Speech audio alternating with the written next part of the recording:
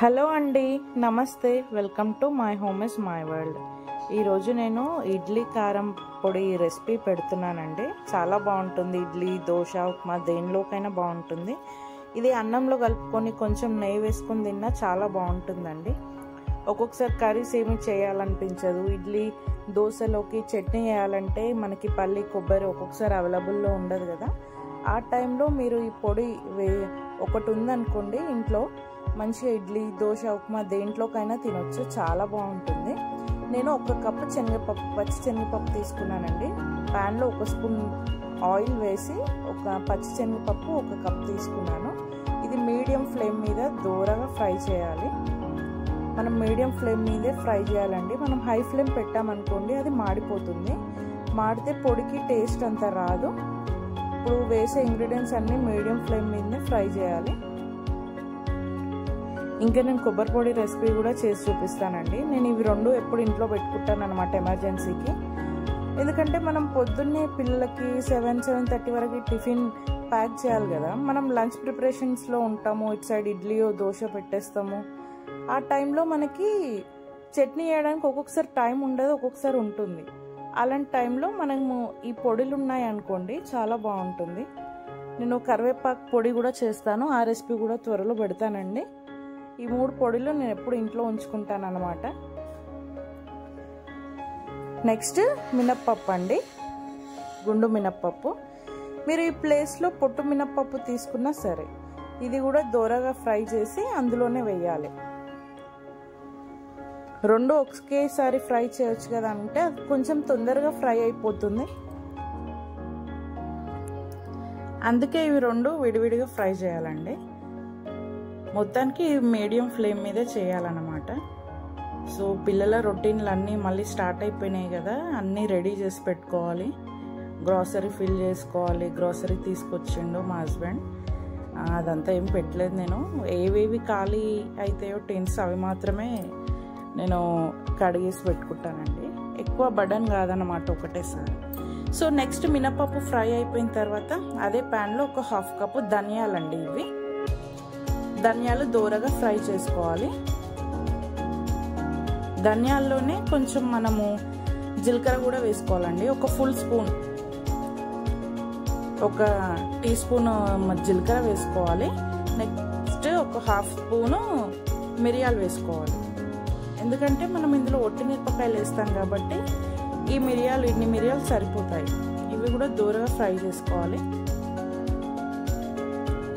మీకు నా వీడియోస్ నచ్చితే లైక్ చేయండి, షేర్ చేయండి, సబ్స్క్రైబ్ చేయండి. పక్కనే బెల్ ఐకాన్ ఉంటుంది, దాన్ని క్లిక్ చేయగానే నా వీడియోస్ అన్నీ మీకు వెంబడే వచ్చేస్తాయండి. లైక్ చేయండి తప్పకుండా.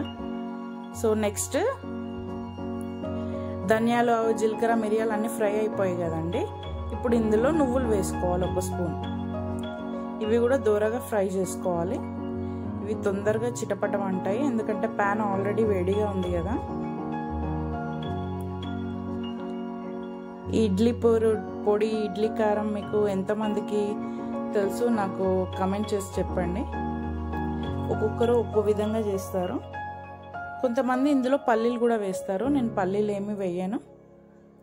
నెక్స్ట్ 1 స్పూన్ ఆయిల్ వేసుకోవాలి. మళ్ళీ వేసుకున్న తర్వాత ఒట్టి మిర్చి ఉంటుంది కదా, మీ కారంకి తగ్గట్టు తీసుకోండి. ఇప్పుడు నేను వేసుకున్న ఇంగ్రీడియంట్స్కి ఈ 15 ఒట్టి మిరపకాయలు సరిపోతాయండి. ఇవి కూడా దోరగా ఫ్రై చేసుకోవాలి. చాలా బాగుంటుంది, ట్రై చేయండి. అన్నంలో మనం వేడి అన్నంలో 1 స్పూన్ పొడి వేసుకొని అందులో కొంచెం నెయ్యి వేసుకొని తింటే కూడా చాలా బాగుంటుంది. ఒక్కొక్కసారి నోరు బాగుండదు కదా, ఏ కర్రీ, పప్పు ఏం తినాలనిపించదు. అలాంటి టైంలో కూడా ఈ పొడి వేసుకొని తినొచ్చు.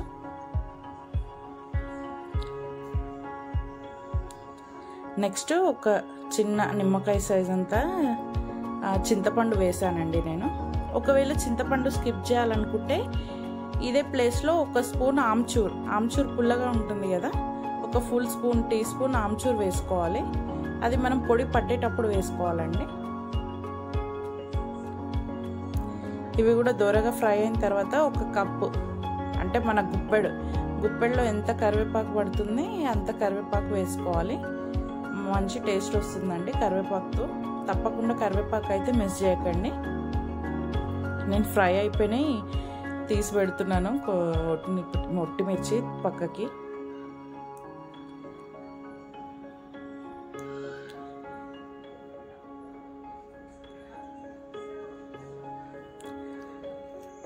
సో అలా మెల్లగా ఫ్రై చేసుకోవాలి.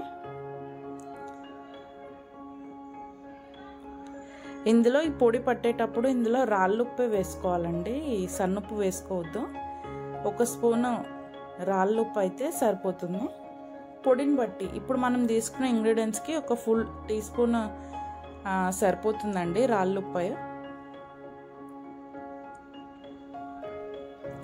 కరివేపాకు కూడా మంచిగా ఫ్రై అయిపోవాలి. నెక్స్ట్ ఇప్పుడు మనం చేసుకునే అన్నీ ఒకటొక్కటిగా అలాగలాగా వేసుకోవాల్సిన అవసరం లేదు, అన్నీ ఒకటేసారి వేసుకోవచ్చు. మనం ఇలా ఆపుకుంటూ ఒక్కొక్కసారి చూస్తూ కలుపుతూ మనము మిక్సీ పట్టుకోవాలండి. పొడి మొత్తం పౌడర్ లాగా కాకుండా మంచిగా కొంచెం కోర్స్గా ఉంటే బాగుంటుంది. ఇందులోనే కొన్ని వెల్లుల్లి ఉంటుంది కదా, గార్లిక్, అది వేసుకోవాలి. మీకు కొంచెం ఎక్కువ ఇష్టం ఉంటే దాని ఫ్లేవర్ టేస్ట్ ఇంకొన్ని ఎక్కువ వేసుకోండి. నేను ఇంతే వేసాను. ఇవి 1 టీ స్పూను రాళ్ళుప్పు వేసానండి. ఇందులోనే కొంచెం పసుపు కూడా వేయాలి, 1/2 స్పూన్ వేసాను.